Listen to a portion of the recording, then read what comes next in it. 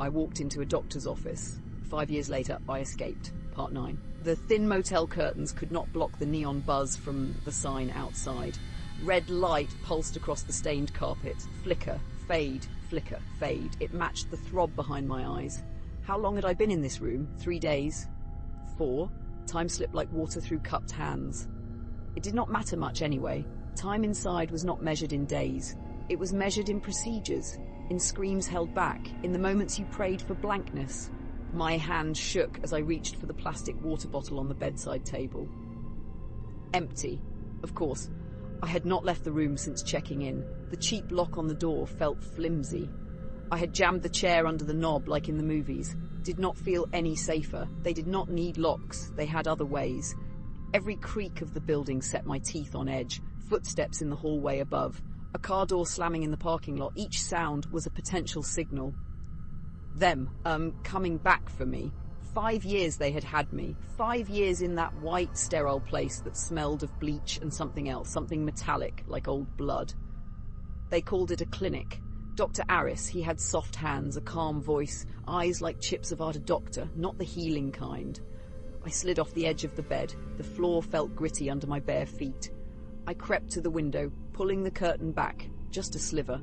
Parking lot, empty except for a rusty pickup and a sedan with a flat tire. Beyond that, just dark highway. Trees like skeletal fingers against the grey dawn sky. No black vans. No figures lurking in the shadows. Not yet. My stomach growled. Had not eaten since yesterday morning. Half a stale granola bar. It tasted like sawdust. Need food. Need water. But going out there, it felt like stepping onto a stage. Bright lights.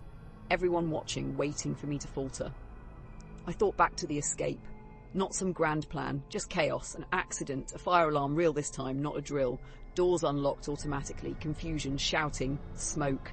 I just ran, did not look back, ran until my lungs burned and my legs gave out. Hid in ditches, stole clothes off a washing line, walked for miles, found this place, this temporary hole. But they knew I was out, they had to. People like Dr. Aris did not just let experiments walk away. We were not patients, we were projects, things to be moulded, fixed, broken. A sudden sharp rap on the door. My heart slammed against my ribs. I froze. Every muscle locked tight. Silence. Then another knock. Louder. Housekeeping. A woman's voice, muffled through the cheap wood. Housekeeping? No, it could not be. It was barely sunrise. They did not come this early. It was a trick. A way to get me to open the door. My breath hitched. I backed away slowly, stepping carefully to avoid making the floorboards creak. My eyes darted around the small room. Nowhere to hide. The bathroom was tiny, the closet shallow. Hello? Housekeeping. The handle rattled. The chair wedged underneath groaned. Sweat beaded on my forehead, cold and clammy. My hand instinctively went to the jagged scar on my forearm. A reminder, one of many. I remembered another door. Heavier. Metal, a small slot that opened, eyes peering in. Sometimes food pushed through, sometimes hands reaching in, pulling me out, towards the room with the chair, the one with the straps. The bright light, Dr. Aris asking questions, his voice calm while the buzzing started in my head. The buzzing they put there. Sir? You requested towels? The voice outside asked. More insistent now. Requested towels?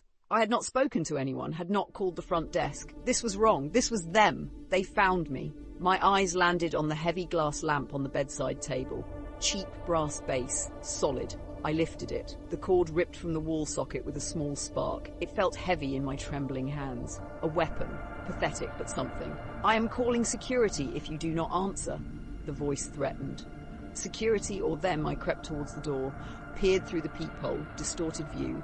A woman in a blue uniform, holding towels. She looked impatient, annoyed. Maybe she was real. Maybe this was just normal. But 5 years stripped away normal. Normal felt like a lie, a trap.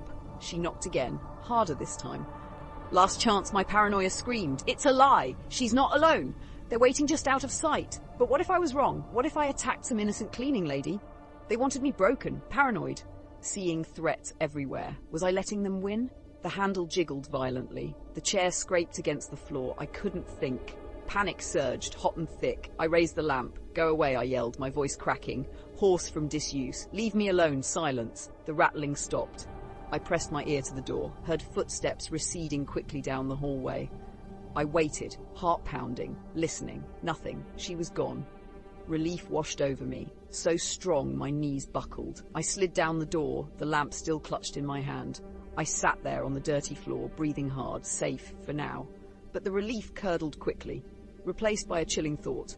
She said I requested towels. I didn't. Who did? Did someone call the front desk, pretending to be me? Testing the room? Confirming I was here? Or maybe the front desk clerk made a mistake? Room number mix-up. Simple mistake. It could be simple. It never felt simple. The incident played over in my head. The knock, the voice, the rattling handle. It felt too much like before. The unexpected intrusions, the feeling of being trapped while someone tried to get in. They used disorientation, fear, kept you off balance, made you doubt yourself. I remembered Dr. Aris's words. Perception is malleable, subject 7. We just need to find the right pressure points. Was this a pressure point? A test? See how I react? I scrambled back to the window, pulled the curtain aside again, looked harder. The parking lot was still mostly empty. But now there was a dark sedan, not black like I expected, deep blue, clean, anonymous, parked near the exit, facing the road. Was it there before? Couldn't be sure. My memory felt fragmented, unreliable. Another thing they tampered with. A man sat inside the sedan. I could only see his silhouette. He wasn't looking at the motel, just sitting there. Waiting for what? Just some salesman, someone passing through. My gut screamed danger. 5 years honed that instinct. It was the only thing I trusted anymore. The room felt compromised, exposed. The cleaning lady incident, the car, it was too much coincidence. They knew, or they suspected. I had to leave. Now, I threw my few belongings, the stolen shirt, the granola bar wrapper, the empty water bottle, into the thin plastic bag I'd found. My hands were still shaking, but adrenaline pushed me forward.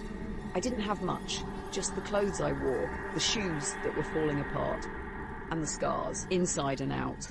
I slipped the chair away from the door handle, took a deep breath, opened the door a crack. The hallway was empty. Fluorescent lights hummed overhead. The air smelled stale, like cigarettes and despair. I pulled the door shut quietly behind me. Didn't bother with the key. Didn't matter. I moved quickly towards the back stairs, avoiding the lobby. Avoid the front desk. Avoid eyes. The back door opened onto a gravel patch behind the motel, overgrown weeds. A dumpster overflowing with trash. The blue sedan wasn't visible from here. Good. I started walking, fast, away from the highway, towards the dark line of trees in the distance. Felt safer than the open road. As I reached the edge of the trees, I glanced back, towards the parking lot, towards the road. The blue sedan was pulling out, slowly. It turned onto the highway, heading in the same direction I planned to go if I'd used the road. Coincidence? Maybe. I didn't believe in coincidence anymore. Not after Dr. Aris. Not after 5 years in that office. The woods felt dark, unwelcoming, but better than the motel, better than the open. I pushed through the branches, the twigs scratching my face and arms. Didn't care. Escape wasn't a single event. It wasn't just running out of a burning building. Escape was constant, every second, every breath, and they were still hunting. I could feel it. I could feel it, like a cold spot on the back of my neck. 5 years I was inside. How long would I have to run?